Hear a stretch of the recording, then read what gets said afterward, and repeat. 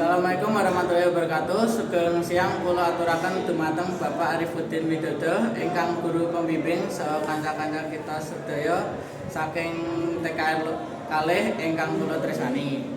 Puji syukur kita panjatake dumateng Gusti Allah Subhanahu wa taala awit kita taksih keparingi kesehatan saha kesempatan kangge makempal wonten ing mriki.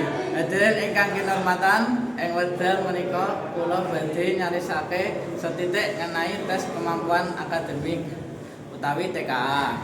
TKA punika tes ingkang dipun ginakake kangge ngukur kemampuan akademik siswa utawinipun minangka syarat mlebet perguruan tinggi.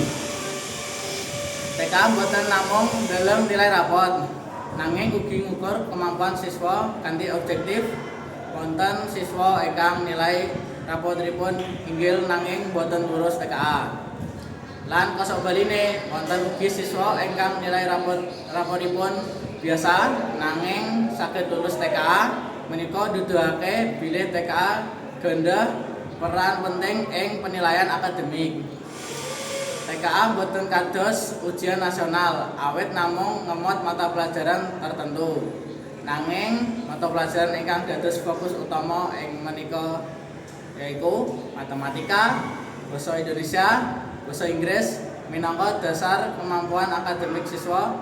Mekanten sesorah saking kula mugi saged maringi manfaat lan wawasan tumrap kita sedaya.